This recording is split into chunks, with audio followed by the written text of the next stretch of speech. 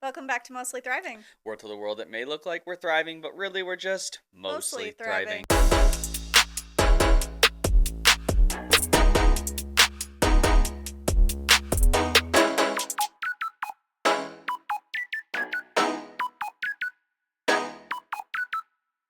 Are you ready? I'm ready. Okay, here we are. Guys, I don't know what's happening today. I'm not sure either. I felt like we were having a great day. We are having a great day. I'm just in a weird mood It right feels now. like I'm having a great day. You were having a great day, and then I left, took a quick golf lesson, trying to improve. Uh-huh. That song you made is Uh-huh. living in my head rent free. It's a banger. It sucks, quite honestly. But just from the standpoint of it's stuck in my head, and I feel like ever since you released that song, I do suck at golf. And but I had a good productive golf lesson. So, That's good. yeah. I don't know what's wrong with me right now. I just feel the hockey rink is really taking it out of me, if I'm being like really honest. Mhm. I It's been a lot. I don't like spending so much time on one thing. And it's been like 3 months. And has it been 3 months? It's been since it was my first project of the year. So I'm So gonna like punch myself. It's been 5 months. mid January. Yeah. But hold on. But I did You did the bar. I know, and it's kind of been like the whole basement. Right. But the rink like when things are moving, I love DIYing. But Like also it's 10 days of that was like just somebody painting down here for us. So like yeah, but like it wasn't like I was just twiddling my thumbs during that. I know, but we had an interesting conversation today because we were lifting these heavy glass pieces down the stairs, and I think I told you I was like, this feels like you should hire this out. And I know you're the DIY queen, but at some point it's fair for you to hire some stuff out. You are very busy and you were just like, I don't have time to hire it out. I just think that No, here's my thing with hiring this out. If it was like, hey, I need drywall done and I don't have time to do it and I need someone to come like mud and sand, that's fine. That's a normal thing. If I need somebody to patch a hole or put in a plug or whatever, like I can call someone for that. I can't magically make this random person who I'm like, hi, this glass that I'm putting up on this hockey rink in my basement, which isn't really how it's supposed to be done. I'm making it up as I go. Could you like come over and finish it for me? Like that doesn't work. It's not like a normal thing. Like the way that glass, people assume like that this glass came with these boards. no. These boards were not made to have glass, which I should have probably done the research on prior and I should have bought some that could have had glass. Excuse me, you said you didn't know you weren't supposed to? No, I knew. Because I literally asked you. No, I knew that. But I'm saying like it's really hard to find. Originally my plan was I'm going to build boards. Like I'm going to build it. Right. I remember. Then I was that. like, "Oh wait, I could probably look some up." And I found this company Right. and they do like outdoor indoor rinks. It's really easy assembly, like great, which it is. And they had synthetic ice, so I wouldn't have to like outsource both of them because Right. like a shipping freight, it was like $500 just to ship it because it's all so heavy. And I was like, great, I'll just get it all at the same place. Like, I'll figure out the glass. Like, it'll be easy. Like, I've been to a million hockey arenas. Like, they're all the same. I was like, Easy enough. I'll buy like a glass kit. There has to be.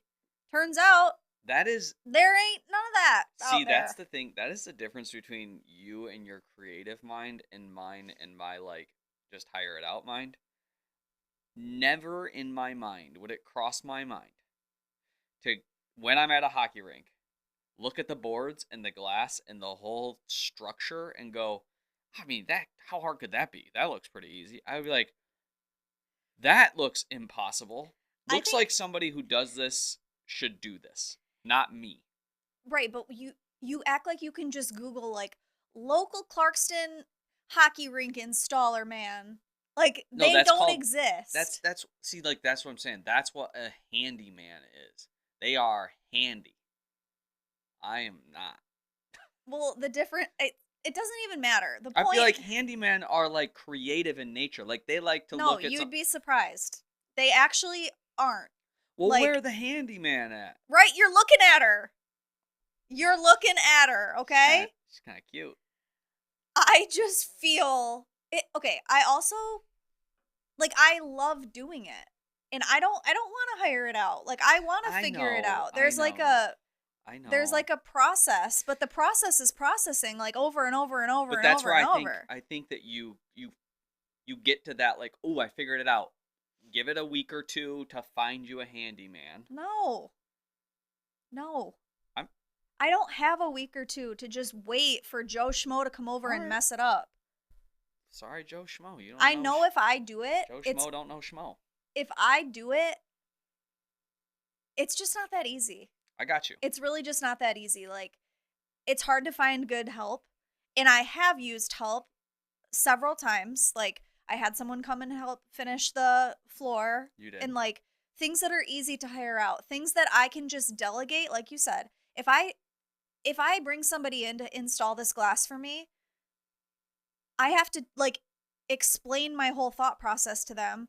Also, in my thought process, like a lot of it's unfolding as it's happening. Yeah. Like I didn't know how I was going to attach the glass, and then I got creative and I thought, okay, if I think of this like a glass deck railing, what would be holding up those types of glass panels? So then I research, deck mounts, and I go down this like whole thing where now it's like, okay, I'm going to get these brackets, and I only work one step ahead at a time. I'm not working through like, Yeah. I'm going to get these brackets and then I'm going to do this and then it's going to be this. Like I get the brackets and now I'm like, okay, now how do I attach the brackets to the board? So it's like every process and phase is like a new roadblock. It's like I'm on level 25. How many levels do you think there is? I don't know. There can't be many more. I've gotten all the gold coins. Yeah. There's at least 48 levels. No, you know what levels are coming? The curved corners. The That- curved corners are Yeah. coming. Yeah. No. We've got to troubleshoot that. That ain't you. Well, I had a plan that could work, but I had a better idea that I need to make a call and see. I was going to call. I like that make a call option. I was going to call like a local glass shop. Yeah, that one right And- by the clinic. Yeah, and see if they can bend the plexiglass. I know that you can heat it and bend it. You know, I was thinking about that too because you mentioned you were gonna maybe call somebody on that, and you were like, we'll just take it to them. They're probably gonna need to come out, do some measurements, because we're surely not gonna take the boards apart at this point No. and take the corner because they're gonna have to like use the corner to measure Well- and know how much to bend it. I mean, I know those. I know that dimension. You do? Yeah. When That seems like a complex calculation. Well, it says it on the website of the boards. I know that they're 45 inches by 45, and it's got a radius of whatever it says on the website. I have the info. I have like a diagram of it. Look at you doing some geometry. Yeah, I just read it in the manual. Yeah, you're a math girl. But You've always been a math girl. yeah, So, which by the way, math girl, yeah. today What? you asked me what 15 divided by 2 was, and I very promptly said 7.5, and you said that's not right. And I was like, first of all, then why'd you ask me? Like that's question number 1. Number 2, then what the bleep is 15 divided by 2? Well, and the then thing is, and then you just moved on. Like you never like hit me with, "Oh, it's actually this," which it is 7.5. I wish. I'm so glad that Siri doesn't have a history like ChatGPT because the amount of things that I say during the day, like, "Hey Siri, what's da da da da da?" 15 divided by 2. Yeah, I would have asked her. She'd have told me quicker What- than you. Let me ask you this though: if Siri, Oh, she's listening. yeah, if 7.5.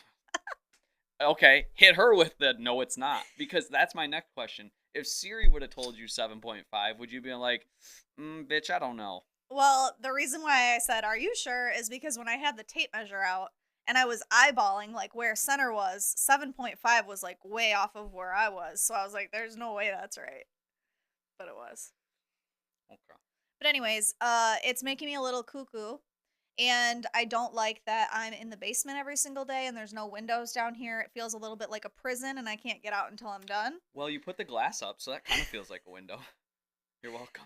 Yeah, it just feels like it's dragging on. And I get very I know, like, on today's episode, so last week, if you missed it, we did day in the life of me as an influencer and what that looks like and all the things that you see off screen that, like, don't make it to Instagram, you know? And there was a lot of questions and things that came in, and I totally forgot why I was telling you that, so. Yeah, I'm not sure why you were going there either, but somebody I wanted to go to I had a point. What was it? You that's know, a like, that's a you question. when you forget something and then, like, the harder you try to remember it, the harder it is to get? That happens to me. That happens to me at the clinic What were a we even decent amount. talking about? I don't know, but I I wanted to read Oh, this comment. I was reading I about your just had stories. it. I I've just got the comment pulled I up. just So go had it. ahead, do your thing. Now I lost it Okay, again. that's your fault, not mine. Somebody commented about the corners. LMC 1760, your girl. Huh. Is it too mean to say I can't wait to I see know. the cluster that will be the corners unfold? It's looking great though. Yeah, I love it. But that was pretty funny. Way to go, LMC 1760. My followers are funny, and they just get me, like how they took that screenshot of your mean mug, Yeah, okay, let's touch base on that which because I edited a reel today of that I'm gonna post when we get off this podcast. cool. And I just know that the internet is just gonna eat you alive for your manhood, like they did with the treehouse. And I'm gonna get a bowl of popcorn and watch. Cool. I'm gonna go golf. That's gonna be great. That's fine. I don't care. I really don't care. But that mean mug shot that Yeah. you've got of me floating around the airwaves now, that's permanently out there for the rest of my life. Don't make the face. Don't look at me like that. Don't push a drill off the I didn't ladder mean to. while I'm holding up a piece of glass. You know how many times a day that drill falls on the ground? I can venture to guess a lot because just today, in general, the amount of things that just hit the ground, like you It's with pretty those bad. screws, you dropped the screw 700 times. I did. And it really makes me. I was thinking you need makes to me be like mad. you need to like wear a magnet, I have one. a wearable magnet. Do I have? I thought I was making No, something it up. straps on your forearm so that all your screws are always like right there. It's actually still in the box in the garage. I can tell which- because you dropped a lot of That's stools on with my it. next Screws. list of things. Is like I always say that I'm like, why don't I just wear like a tool belt? Yeah, something. I have one. Oh, I remember. I remember what I was going to say. Hurry up now. and say it. Okay. Part of the thing of like being an influencer and whatnot, I get stressed when projects take a long time because I get like worried that people are going to be like, we're sick of watching this, you know? Because there are a lot of influencers that work ahead and like they might be, you know, whatever you see in stories they did 2 weeks ago. But like I just can't function like that. Like the amount of content that I have in my phone, even just for like one day, I can't work like that where I'm like, whatever you see on my Instagram is what I did that day. Is this a good time to remind you that you have 1.7 million followers, and I don't think you're taking any steps backwards. I think you're good. I think people are here for the pace that you go. I think It's so not like too. that's changed. I think so too, but there is this like part of me that's like, would you freaking hurry up? Like I'm sick of seeing it myself. Mm. You know? I feel that. I really appreciate that it's in the basement, and I just pretty much I've come done down a here to really work good out. job though of keeping it cleaned up. You would be shocked if you don't think it's clean right now, you would die seeing what I leave it like at about 2 p.m. When I wrap up for the day and I've cleaned up and at least put stuff in a pile, you have no idea. I will accept that. Okay. Because there's no winning in me doing anything other than that. Here's my dilemma. I think You're just holding puppies all day at work. If you send me one more picture of a cute little snuggly I dog have had a good string of that's puppies. just sleeping, or Puppies 4 and little kittens. cats, or like your little golden retriever litter, and then I'm over here freaking slaving in the dungeon. I've had a good run. Yeah, I've had a really good run with puppies. You lately. have had really cute dogs lately. But I also had a run, and I was just telling some people at the clinic about this. I've had a run with some angry people lately. Oh yeah? I've been flicked off twice driving this week. I thought you were gonna say at the clinic. No, not at the clinic. I've never flipped off my veterinarian.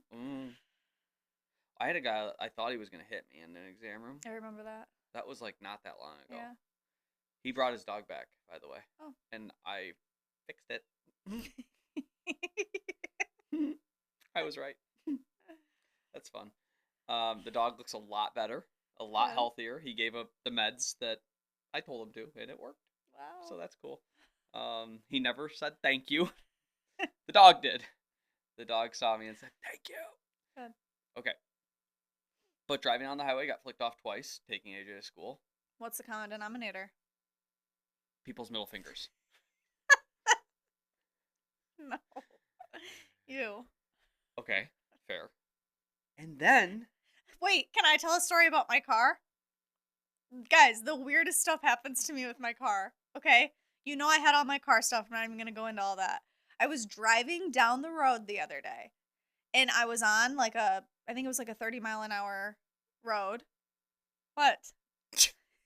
Josie asked if I said flicked off. Yeah, flicked off. Is it flicked off? Flipped off? Flicked off? Like you flick somebody off? I think you flip someone off. You can get flicked off. No, can you? You flick. Flick. No, you flip someone off. I think you can be both. You flicked them off? That sounds not appropriate.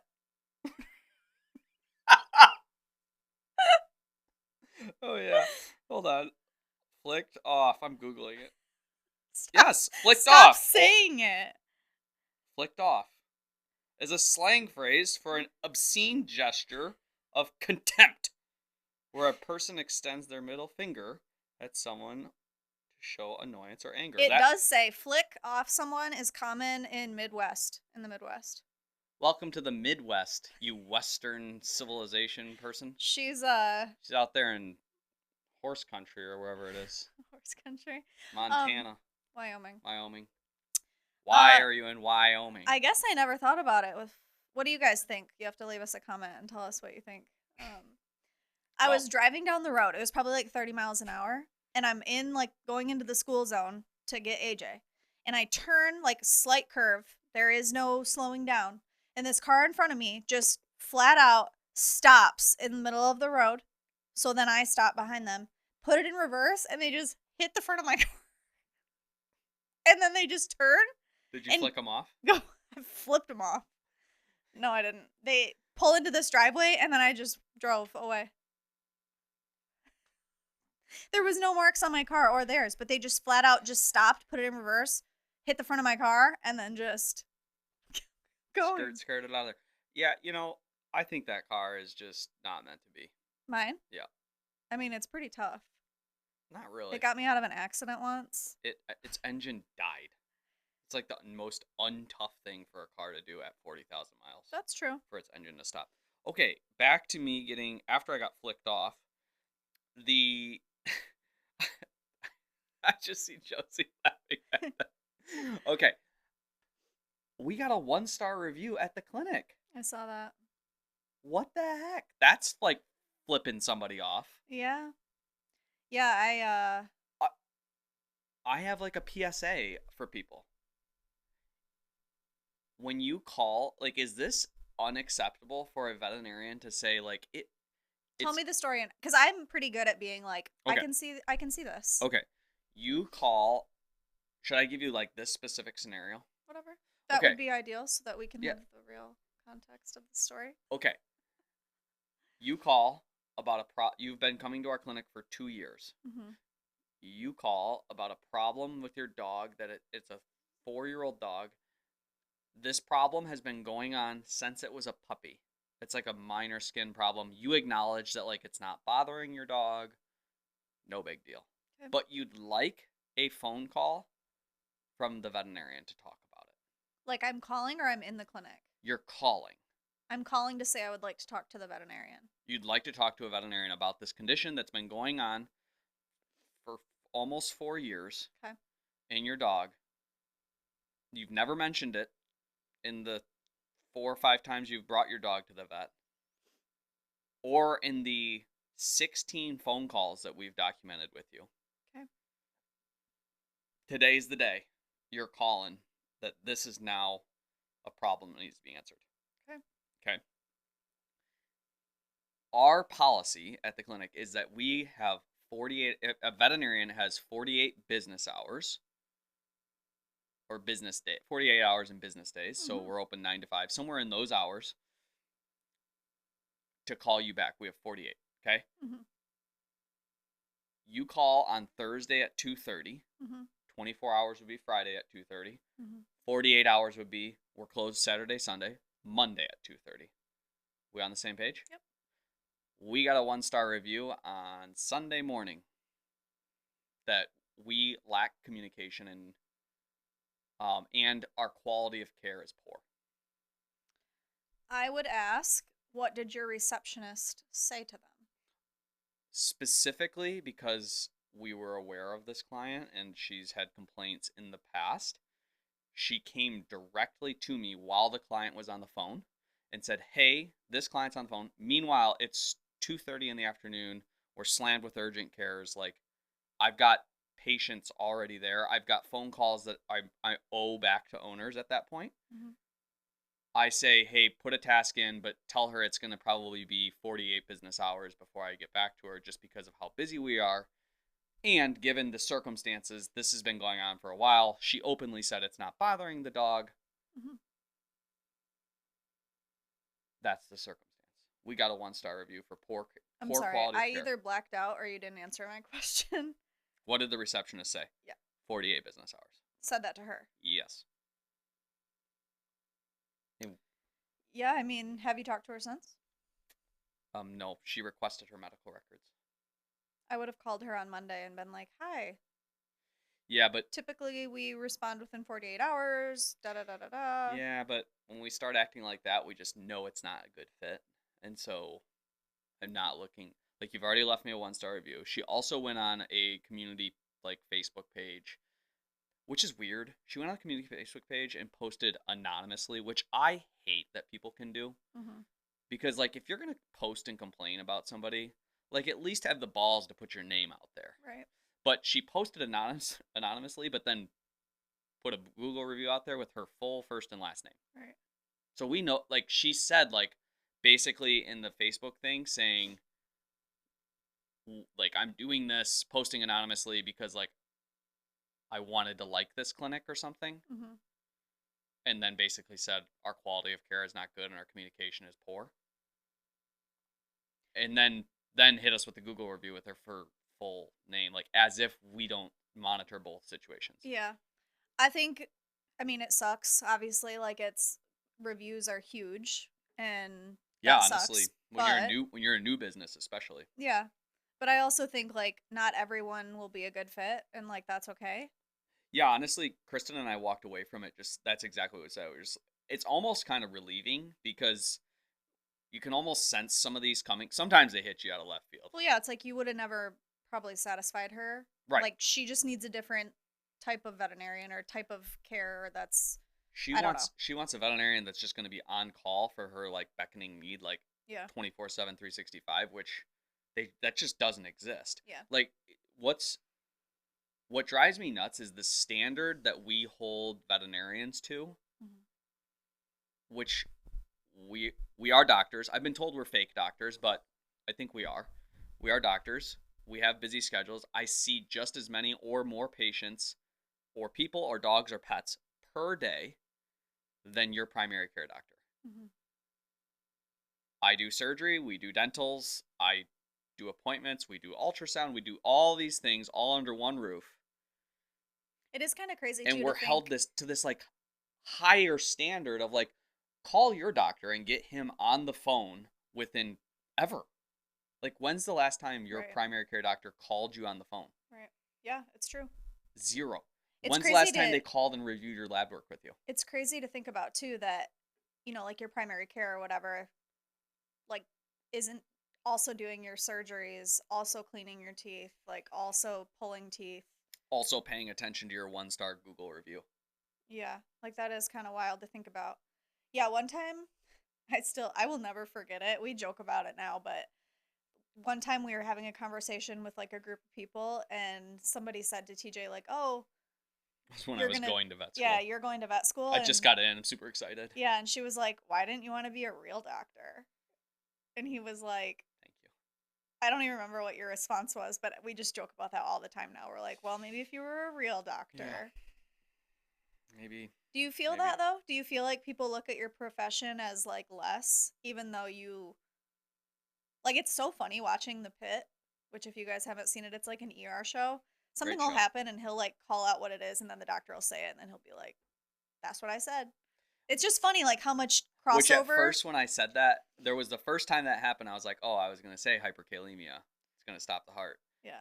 and you were like, well, you didn't say it. Yeah. So now every time I just like I know. It's like rattle them off. a little joke, but it is crazy how much crossover there is of like human medicine, animal medicine, of just like medications and diseases and Yeah. organs. But I mean, I think that our profession overall is very well respected, and so many people bring their like pets to us, and Hmm. pets are so elevated now that most people respect the profession.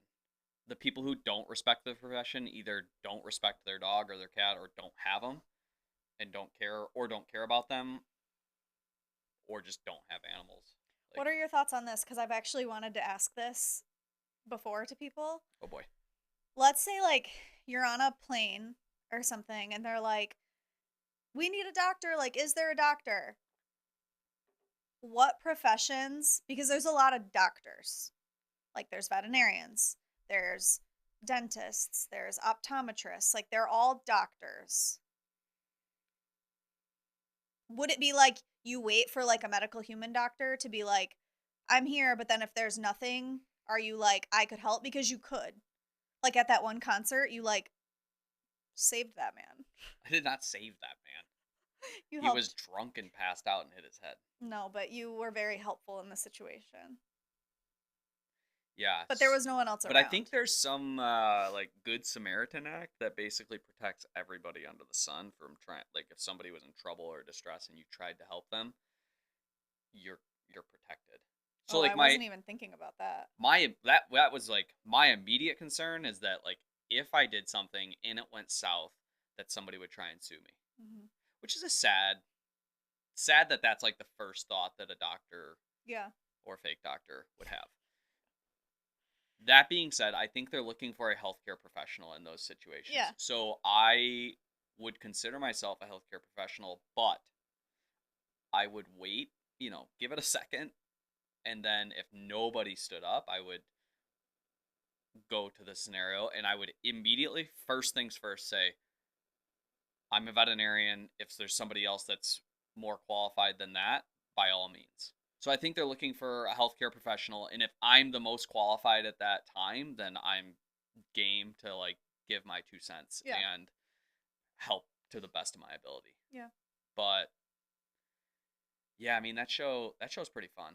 That's a good one. I like emergency medicine. Yeah, we're like trying to figure out we need a new show. Yeah, we're searching. I feel like we're kind of like in a lull, but We're searching. all right. Well, that was a lot of catch up. Do you want to go into the We questions?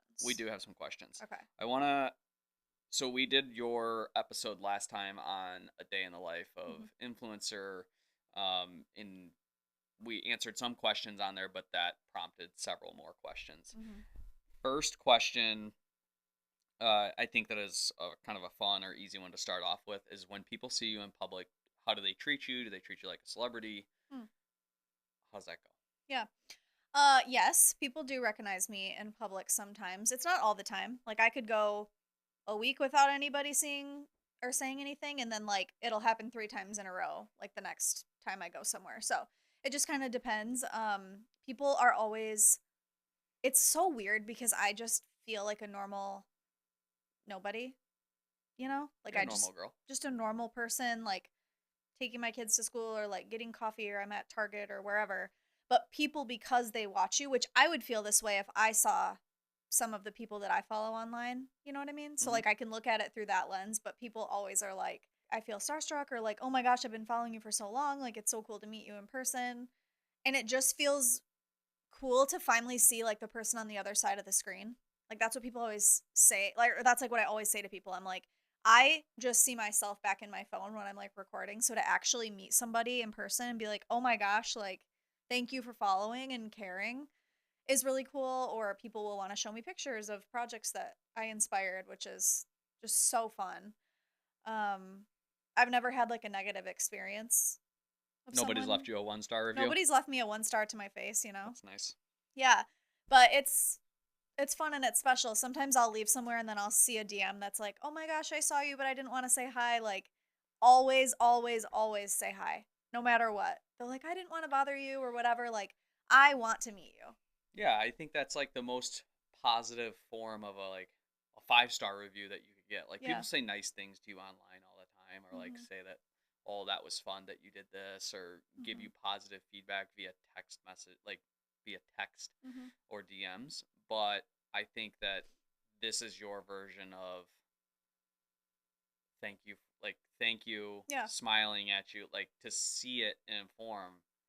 Most people in their jobs in some way, shape, or form get that like pat on the back, Yeah. not just an email that says good job. Yeah. What is it like for you? Like when people recognize? When people recognize you, I think it's great. It's a little awkward for me because I'm kind of like, well, I don't know what to do. They're here for you, like, and then like it's like one of those conversations where like you run into an old friend that's Mhm. a really good friend of yours, but they're not so interested in talking to me, and that's perfectly fine, and I don't want them to necessarily talk to me. Mhm. But I don't like, it's like what do I do with my hands, but like what do I do with myself in that Yeah. situation? But a lot of times they'll be like, "Oh, hey," and I'm just like, "Hey, Well, they people have recognized you without me before. yeah, that's that like strikes me. It's perfectly fine, but like I'm usually shocked. Mhm. Like at a Lions game, I remember like a concession stands person at Mackinac on Mackinac Island. Mhm. AJ and I were just like out at a pool by ourselves, Mhm. and they're like, "Are you TJ and AJ?" And I was like, "Oh boy, who is this?" Mhm. Which was totally fine. Like once I like pieced it together, but it kind of catches you off guard Mhm. a little bit. Yeah. But yeah, I think it's fine. Are you ever tired of sharing things like publicly? No. I actually feel I've thought about this before, but like I think so analytically about like what I share online of just like the rollout of it. And if I know that I have a lot of, I don't want to put up a million slides in a day in my stories where people are like, "Oh my god, like she won't shut up." Mm-hmm. But I Mm-hmm. feel like if I almost want to test. I say this every year that I'm going to do this and then I just like can't hold to it. But I just want for like a whole week to just like post. Like whatever, whenever, like the wind blows, like cuz I'm chatty, you know? And I like to be goofy and like funny, but sometimes I'm like, okay, like it's too much or like I'll have an idea for a video and I'm like, no, like move along. But if I just like fully like let myself out there, I I don't feel know. like I don't know what would uh, happen. wow, I kind of feel like you are out there. Like I don't feel like you hold back that much. I'm I a mean, little scared. it's not like I'm holding back, but just like if I just like want to snap like a quick picture of something and post it or like I don't know, like sometimes I overthink what I'm posting. Yeah, I think you should do more of that. Honestly, I didn't really realize that. I try to have a good balance. It's like I don't want it to be like super heavy like it was just all kid stuff all day or like it was all project all day or like she just complained all day about her stupid hockey rink. Like I don't want it to feel like that. I want it to be like here's a little bit of family, a little bit of fun, a little bit of my personality, a little bit of like, you know, Yeah. little this, little that. Yeah, I mean, I don't think you want to just get on there and bitch to bitch. I'm not saying even just talking to the camera, but just I don't know. Yeah. Sometimes I just overthink it. I posted on my stories today. You did? Yeah, Did you big tag time. me? Um, Was it of me? sorta. Yeah. You didn't even tag me? Well, I can go back and do What that. kind of influencer are you? I'm not. I'm a veterinarian. What What kind of is a veterinarian? I want to ask you this because I've asked you it before and you couldn't really answer it for me and I think it's alarming. Okay. Are you ready? Sure, let's do this publicly. Is it veterinarian or veterinarian? Because you don't know and that's a problem. Well, no, it's veterinarian. Veterinarian Yeah. or But I veterinarian? think that when you say it quick, you skip over the inarian. I don't think so. I mean, that's how it's spelled. You say veterinarian? That's what you say. Say it again. Veterinarian. Veterinarian. Yeah, but the inarian, the the the RIN part gets kind of like, it's fast. Go to your local veterinarian. Go to your local veterinarian. Well, yeah, but you're like really emphasize veterinarian. Like that's not how you talk. It's not? Okay. Sometimes, though, if I say my husband's a vet, they're like, oh, where did he serve? Yeah. Dixie Veterinary Yeah, Hospital. I'm like, oh. First Oxford Veterinary Hospital, then Dixie. Yeah. Ever heard of He them? did a tour at Oxford, Yeah. and then, yeah. So Not joking about veterans. No, we I know. respect the veterans. It's just funny to No, me it is that I'm funny. always like, wait, no, not. Yeah, yeah. He's not like that. He's not that cool. I'm just Wow, kidding. thank I'm you. kidding! Thank you. You can joke at me, but I can't joke at you. I don't care. We've talked about my manhood going out the window this episode, and then my fake doctor. I told you I wasn't in a very good mood. Yeah, I said you look like a gremlin. You're acting like a gremlin. Whatever. Let's go back to praising you. What goals did you set? More questions, please. Yeah, let's pamper you with some more easy T-ball questions. All right, here you go. This is serious, and this is one I'm legitimately proud of, and I think the story of it's cool because we talk about my story as a veterinarian, and how I set out for that like as early as the 2nd grade. But I think it's cool when people set a goal and then that seems kind of crazy, but then achieve it. So what goals did you set before leaving your job, and how long did it take? I think I would even take that question further back of like, what were your goals in general? Like, Okay. you know what I'm talking about. Let's start there. Yeah. So when I decided that I wanted to do Instagram, it was January of 2019. I had been pondering it for like 3 months probably. I really felt like God was nudging me to start Come Stay a While, and I really did not want to. Like I'm not like a super outgoing person. Like I'm like what is it called? That's like not true. An extroverted introvert? Or I would just call you an extrovert. okay. I mean, Remember how you were saying you overthink your stories? Yeah. You're overthinking this. You're an Okay. extrovert. You're more of an extrovert than like a traditional. I mean, I introvert. guess, yeah, I'll go up and like have a conversation with someone, but like I would have never been like, let me pull my phone out and like talk to it and post it. That's what I mean by that. Yeah, I just don't know how much that like there's a lot of people that are that way. Yeah. So it just felt very foreign to me, and it felt very public, and it felt like if I do this and I fail, it's very public. And so Yeah. I wrestled with it, and then I was like, you know what? No, like I'm going to do it, and I'm going to go for it. I know that I can do it. And I started it with the intention day one. I'm going to make this into my career. I'm going to quit my job. This will be my full-time thing. And so like that was my mindset. Some people just like, and there's no right path, but some people just dabble with social media, and then it ends up like they grow a following, and then they just kind of fall into it, and then they're like, oh my God, this is a job now. Right. I started it with like, I'm going to treat it like a job, and it's going to become a job. So like that was my first like manifesting. You mean you didn't have one viral video and then you had 1 million followers? I did not. Oh man. I know. This took work. It took work. I'm so out. I mean, I've had viral stuff, but You have. But I'm just joking. Like there Yeah. are people that have one viral video and next thing you know they have 500,000 followers Yeah. because of one video. yeah. In my experience, talking with some of those people or hearing you just with those people is like, it's like, oh my gosh, what's happening? And like, how do I turn this into a business? Yeah. Where yours, the way you did it was like, here's my business. Mhm. Now I got to get the followers and get basically your clientele almost. Yeah, I And mean, you worked for that. I've talked to some people about this before who are like trying to grow their accounts. And if your goal is to go viral, and that's like your only main goal, I think that your mindset is not in the right place to succeed. Right. I think that if you're always creating content for the people that are not in your community, trying to get them to come in, Yeah. and not, it should be the opposite. You should be creating content for the current community that then will attract others to want to come in. If I never focus on the people that are there, then there's no substance to give them once they come.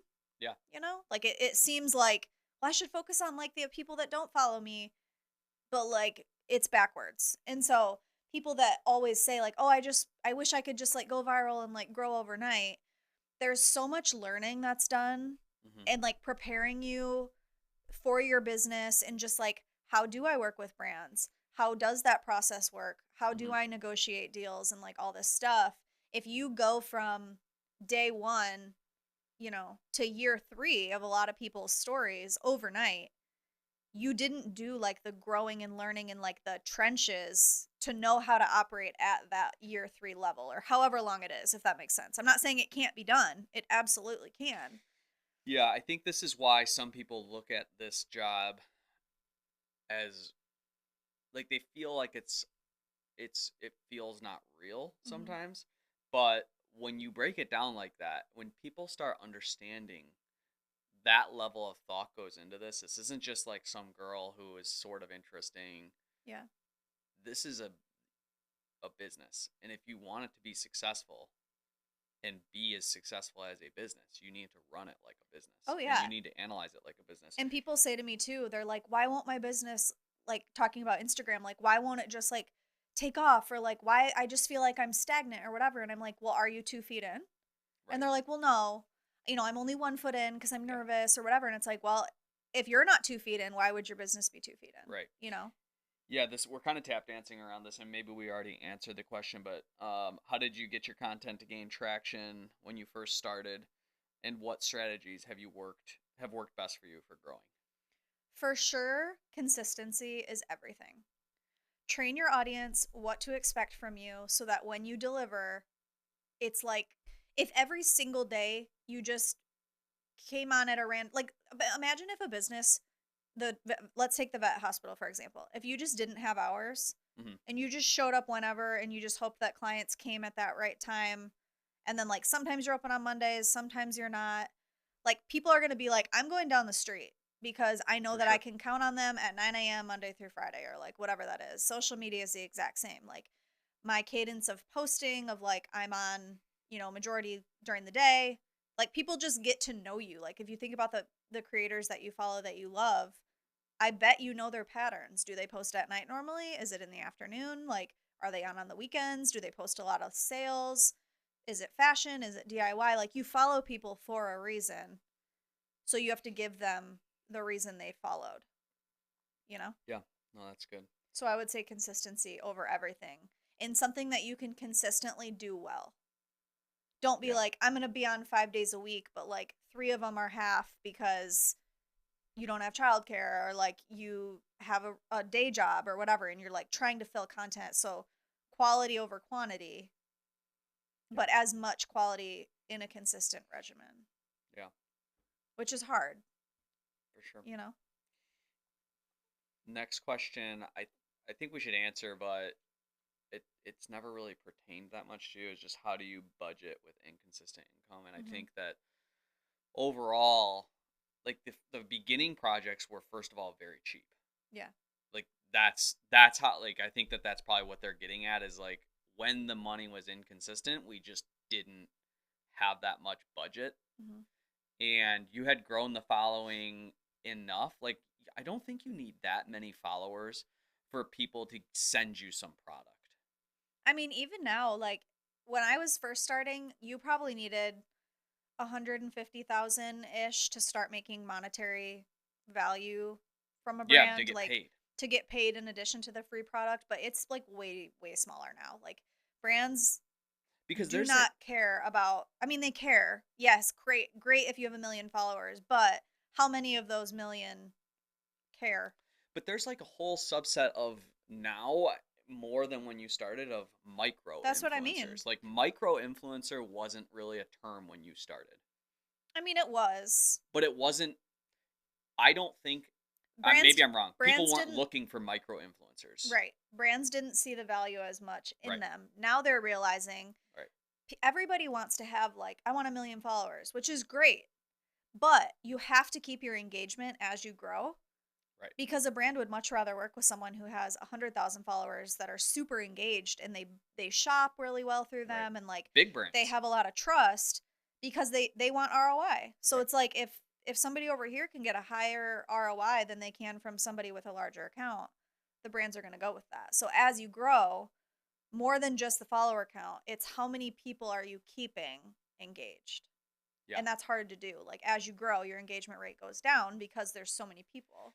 Yeah, you also start weeding out certain brands the bigger you are, and that engagement rate is bigger. Yeah. Your price tag of just what it costs to work with you Yeah. goes up That exponentially too. And so, that has been difficult, I would say. I would say like between when I had like 100,000 and 500,000 followers, that was like the sweet spot. It was like I was making great money.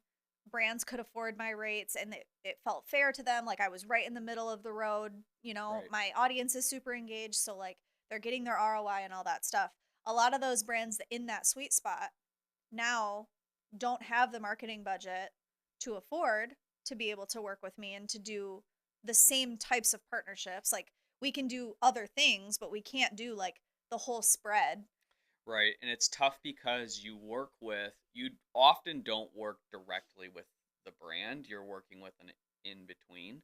And so, Sometimes. yeah, but I'm just saying, so you can't say, oh, for this smaller company, I'm willing to accept less because I know their budget is smaller. Right. But for this big brand, I know they got a bigger budget, so they're gonna have to pay or pay more Yeah, I mean, we've had because brands. that third person party is if you say okay to the lower rate, then they start. It's kind of a weird balancing act. Well, yeah, I don't want to shoot myself in the foot because Right. like my value is my value, Right. and like I do have a large following and an audience and they are going to get a lot for their money Right. when they work with me and stuff. But it like holds me at a higher pressure Right. because they are paying me a lot of money and they do want to see, these 2, 3, sometimes 4x on their money. And that's a lot of pressure on my shoulders of that. It's hard sometimes because I'll work with a brand and like my link clicks or my story views will be great. And then the ROI is not that great. And I'm like, to me, it's like I did my job. I got them to your landing page. If Right. your landing page didn't convert them, or like maybe it was your discount, or maybe it was your price, that seems like I did my job. And I got them to where you wanted them. If they Right. didn't convert and purchase, 100%. but like I take the fall for it, That's you know? that's to me that's total BS. Like that Yeah. once you got them, you got the customer in the door for them. From Right. there on out, it's up to them to convert a customer. 100%. With But with they see it knowing as we paid her this, we made this, we can't book her again. you got to convert. They got to convert too. I know. Yeah. So Is that's that hard. measurable? You can get them like the measurement of I got them to whatever Oh your yeah. We yeah. provide every single brand we work with, we have to provide screenshots of how many eyes were on it, how Yeah. many people interacted with it, how many people clicked the link. So I can tell them X many people were on your website. Yeah, that's interesting And because they have tracking links, like they can see exact website but traffic. at that point, don't you think that okay, you're trying to sell a hair product and said hair product is more expensive. You promote it, Mhm. you show here's what it did to my hair. See, it looks great. They click the link and now it's up to them to convince them Right. that their product is worth the money that the extra money that they have to spend. Right. You got them. You showed the results. You were the commercial. It worked. Right. To me, them brands got to get start working. I know. Sometimes I'll say to my manager, like, I don't like the landing page is not going to do it. I'm just telling Yeah. you, it's just not. Which is funny because that's where your background was before Yeah. all this. So like Yeah. that's interesting. Yeah. I do think, though, on that question, Yeah. I think it was more so asking, like, if I don't have a consistent paycheck, like, how do we live? Oh, Like, our family? our budget. I think that's what that question was saying. And Yeah.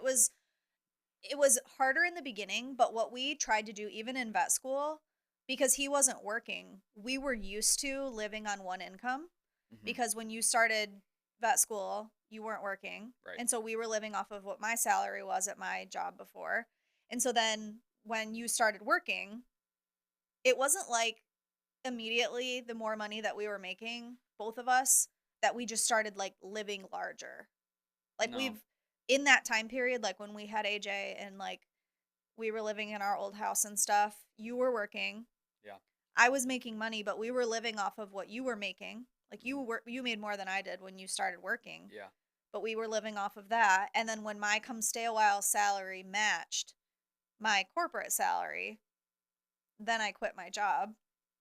Yeah. You were probably making more than your corporate salary at that point. Well, the problem was is that you wanted to see it consistently. Yeah. I think So I hit that it 1 that month. answers that inconsistent question. Yeah, I hit it 1 month and I was like, okay, so I can quit now. Like, are we Yeah. good? And you were like, whoa, whoa, whoa. Like, Yeah. no. Yeah. You got to be calculated with your risks. You It's hard can't. to because influencers, I probably make 60% of my income for the year in Q4. Yeah. And so that's tough. You can't also on that note, you were just saying like you made a bunch of money in 1 month. I want to quit my job. You if you're making, I'm just going to throw numbers out there like randomly, but like if you're in a job and you're making $60,000 a year, you're making 5 grand a month. Right. Okay? If you have a really like you're building this influencer business and all of a sudden you have a month where you make 10 grand in a month Right. being an influencer. You doubled your salary that you would have had at your current Right. job. Right. Don't go quitting that job because you made double the salary. Ride that wave as long as you possibly can without going insane working 2 jobs, because all of a sudden you're just building that nest egg. Look at your current job as like just this almost like free money because it's supporting you in your current new career. Ride it out, and then and this is what we did with Come Stay a While, was like once you consistently were making significantly more a month, I would say my aim for that, whatever your numbers are, would be double what you would be making a month. So really you're making triple. So you're making 5,000 a month at 60, which would be 60 grand a year. You're making an additional 10 a month in your current job or your in your influencing career. Do that as long as you can. I disagree a little bit Why? because Build it's that nest egg up. I'm not saying do it forever, but once you got to do it until your $60,000 original job I get it. is hindering your You influencer want to job. see consistency. But I also think that because you can't go all in, you will not see that spike in like I'm fully going all for it and it can have 100% of my attention if your focus is split. It worked for me in my job because Sure. it like ebbed and flowed and sometimes it wasn't as busy and like Yeah. my boss was aware of that. In a normal like go to the office job, that would not work. You You would not be able to you do both. wouldn't be able to do it for as long. I would agree. I think we can have a happy in between there, is that you did it for a longer period. Mhm. I want to say you probably did it for A 8 year? months. Yeah. Yeah. And so maybe the normal person might do it for like 4 or 5 months. It's gonna be a grind. Like this is the same as a startup company. Right. Most startups, like you're working a second, you're working your primary job, and your second job is your new baby business. Right. And you got to be able to grind that out for a while. And yes, eventually you're gonna have to. It's not that you're not putting 2 feet in your new baby business. Right. You're 2 feet in, but you're also 2 feet in another one. Yeah. And until your other one is hindering you from being 2 feet in your new business, ride that. That might be 4 months. That might be 8 months. Right. It might be 2 years. Right. It's going to be different for everybody.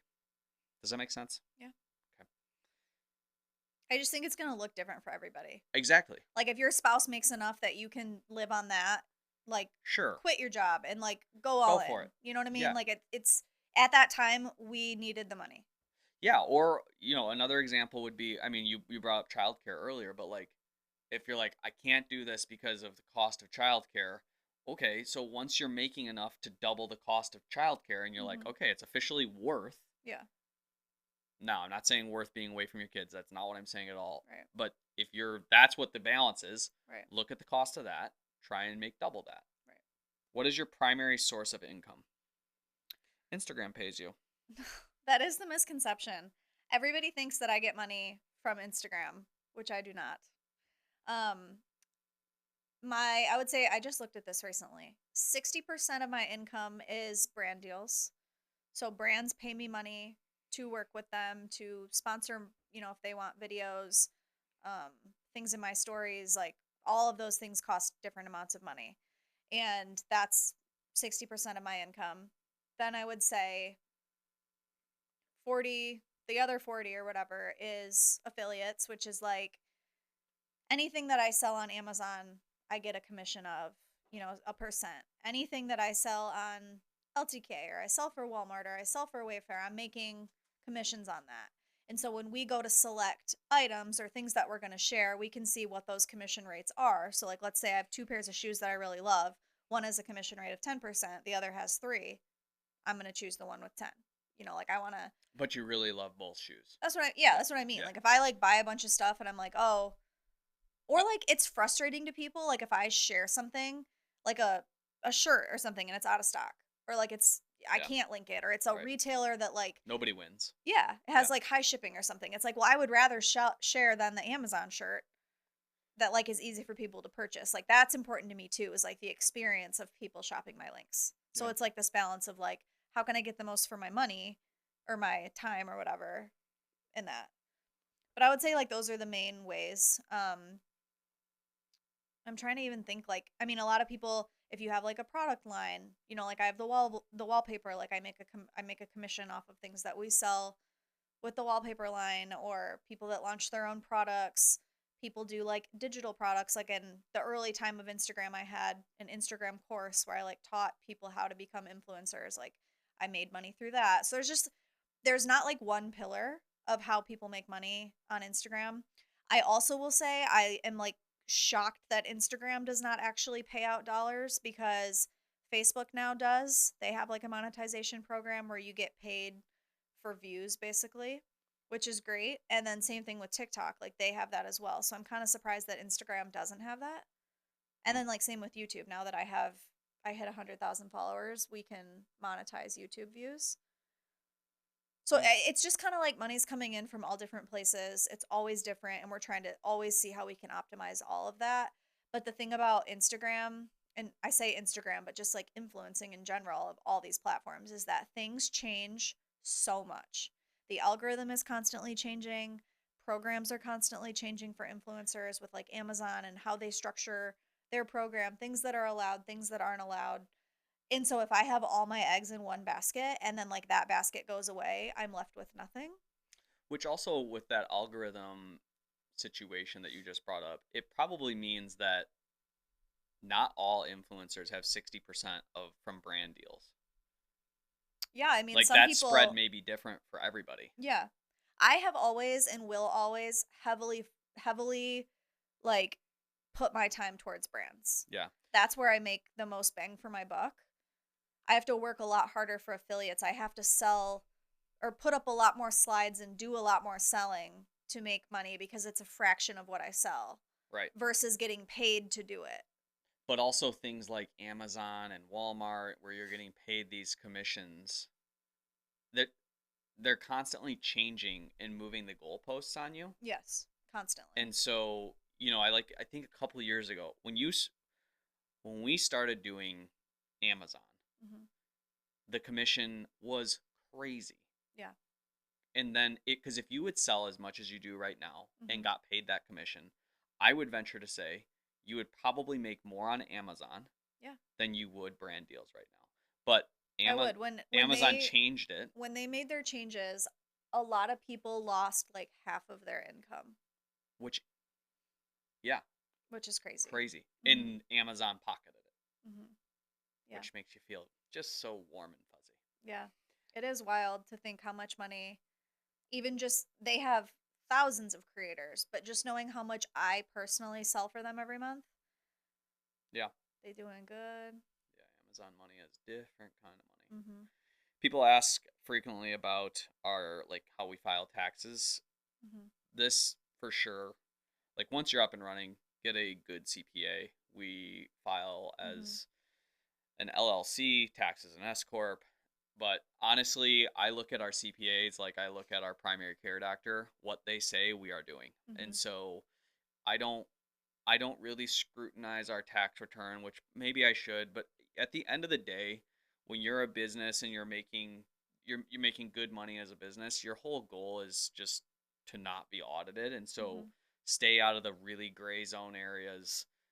your ratio of your income to what you pay in taxes has to be a certain ratio. You've got to Mhm. pay so much into taxes to keep the IRS off your back. And I think that honestly, I think we pay the right amount in taxes. I don't feel like we cut any corners on our Yeah. taxes, at least not intentionally. Mhm. Um, and at the end of the day, if we were audited, we may owe a little bit just because of like they're gonna find something. Like they don't Mhm. audit you and they walk away and go, actually, you did a good job. Mhm. Like they're gonna say, ah, well, Yeah, we're you not like you we can't don't take a expense lot of this risks. dinner Yeah. or something. Yeah. Like, but we don't write.